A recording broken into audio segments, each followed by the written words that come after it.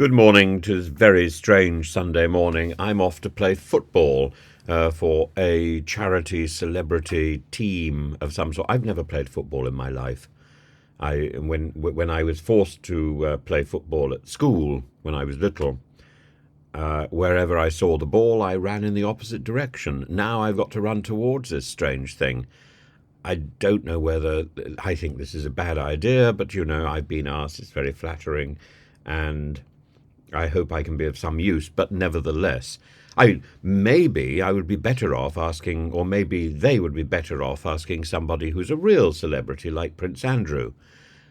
And there we get to it. Have you seen the rather wonderful Norman Baker explaining about Prince Andrew? He's written a book called What Do You Do? And Baker, a former MP, does not hold back his criticism of the Duke of York. Let's unravel some of his more controversial points. Norman Baker's book, published in 2019, paints a grim picture of Prince Andrew's relationship with the notorious Jeffrey Epstein. And Baker claims that Andrew not only sold information, but also took money from Epstein. And as disturbing as these allegations are, they're part of a broader narrative that questions Andrew's judgment, character, and moral compass. There, nice tricolon. In this saga, we can't help but feel a pang of sympathy for Princesses Eugenie and Beatrice, caught in the crossfire of their father's self-made, onanistic scandal. Their reputations have been unfairly tarnished, brutalized. Baker suggests that the shadow cast by Andrew's actions is something his daughters must unjustly bear. But, they've turned out very well, given the reality of the situation, given Sarah Ferguson, Duchess of York, another figure caught in this web. And Baker notes an interesting episode where the Duchess, after previously confirming that Epstein helped her pay off her debts, later clammed up saying no comment. She'd said that she would pay him back, that this was not a good situation. Initially, she promised to repay him.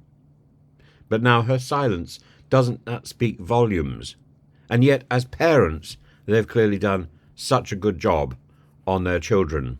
I have friends who've met the two princesses and tell me how utterly charming they both are. So there you are, testimony. Baker also recounts a particularly lurid detail, how Prince Andrew received a massage on Epstein's private island. Lurid because what sort of massage was this? Is this one with a smile? What sort of massage is this? Is this a sports massage? Does he have a dodgy knee? Or does he just want happiness? A happy end, I think is the expression, isn't it?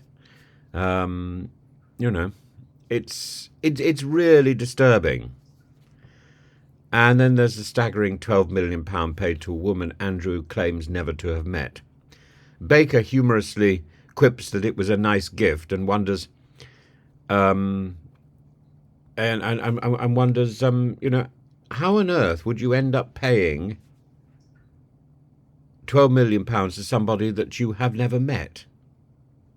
How on earth is that credible? Maybe Prince Andrew could arrange £12 million for me or for you. Assuming you haven't met Prince Andrew. I certainly haven't. The settlement, in the face of vehement denials, adds a layer of complexity and suspicion and darkness to what is otherwise a portrait of somebody who is spoilt and unfocused. Andrew's infamous temper also gets a mention, more of the unfocused, spoilt character. Baker describes what he calls the gate-to-gate incident, where Andrew is left waiting at Windsor and rammed the gates in frustration. He's rude to the policemen. He's rude to the maids. There's a story of him allegedly bullying, the maid over his beloved teddy bears. You heard that right, of course. Teddy bears. According to Baker, and according to numerous reports, there are reportedly 72 teddy bears, each meticulously placed on his bed and itemized with Polaroid photographs, so that when the bed is made, because he doesn't make his own bed, when the bed is made, each teddy bear is placed into the correct position. Unlike Rishi Sunak, who does make his own beds. That's one for Rishi, isn't it? And his conclusion, Norman Baker's book,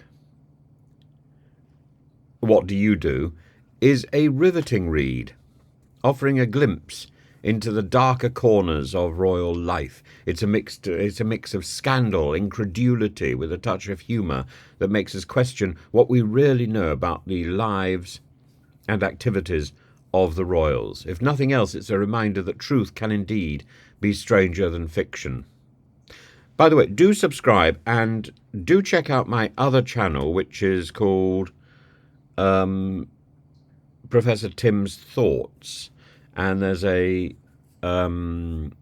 much longer deep dive video about Julian Assange. I'm going to add more academic pieces, educational pieces, to help students particularly tackle their workload and to provide a resource for teachers.